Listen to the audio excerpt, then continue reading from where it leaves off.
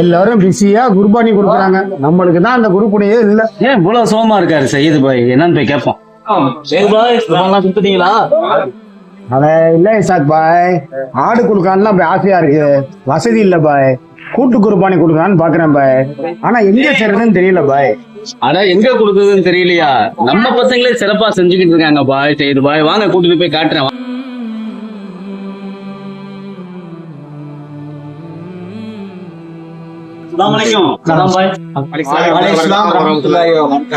கூட்டு குர்பானி பண்ணணும்னு சொல்றாரு, யார்கிட்ட கொடுக்கணும்னு தெரியல, குழம்பிட்டு இருந்தாரு. அதான் நம்ம பசங்க நல்லா சிறப்பா பண்ணிட்டு இருக்காங்கன்னு சொல்லி கூட்டிட்டு வந்துட்டேன்.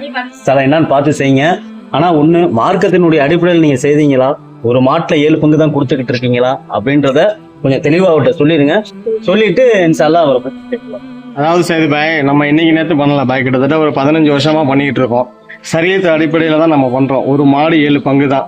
அது எத்தனை கிலோவா இருந்தாலும் சரி, 70 கிலோ வந்தாலும் சரி, 50 கிலோ வந்தாலும் சரி, 7 பங்கு 7 பேத்துக்கு வந்து பங்கிட்டு கொடுத்துருவோம். அதுதான் ஹலால், அதுதான் வந்து சரியத் முறைப்படி. அதுபடியாக தான் நம்ம இன்னைக்கு வரைக்கும் பண்ணிட்டு இருக்கோம். மாடெல்லாம் வந்து தரமானதா இருக்கும். எப்பவுமே நீங்க பாத்தீங்கன்னா தெரியும், சாலைகளாக தேர்ந்தெடுக்கப்பட்ட மாடுகளா தான் நம்ம கொடுத்துட்டு இருக்கோம். நீங்க நம்பி தாராளமா தைரியமா கொடுக்கலாம். அதாவது சியாத் பாய், இது வந்து தியாகத்துக்காக தான் செய்யறது, லாபத்துக்காக நோக்கத்துக்காக எதுவுமே செய்யப்படுறது இல்லை. ஓகே தான் அவங்க சொல்றதெல்லாம். என்னதான் அவங்க சொல்றதா இருந்தாலும் நீங்க என்ன செய்றீங்கன்னா, என்னைக்கு அறுக்கிறாங்கன்னு கேட்டு அந்த நேரத்துல வந்து நீங்க நின்று பாருங்க. உங்களுக்கான மாடு எதுன்னு கேளுங்க. அந்த மாட்டுல 7 பங்கு போடுறாங்களான்னு பார்த்து நின்று வாங்கிட்டு போங்க பாய். நீங்க பாட்டுக்கு கொடுத்துட்டோமேன்னு சொல்லிட்டு அசால்ட்டா வீட்டுல இருக்காதீங்க. அப்படி இருந்தீங்கன்னா என்ன பண்றாங்கன்னு தெரியாது உங்களுக்கே. நீங்க இருந்து பாத்தீங்கன்னா உங்களுக்கு திருப்தி. தியாக திருநாள்ல கொஞ்சம் நேரத்தை நம்ம தியாகம் பண்ணி வந்து பாய், நீங்க வர்றது மட்டும் இல்ல, நீ உங்க கொடுக்க வேண்டிய பங்கு உண்டான மாடை நீங்களே உங்க கையால விருப்பப்பட்டா இருக்கு.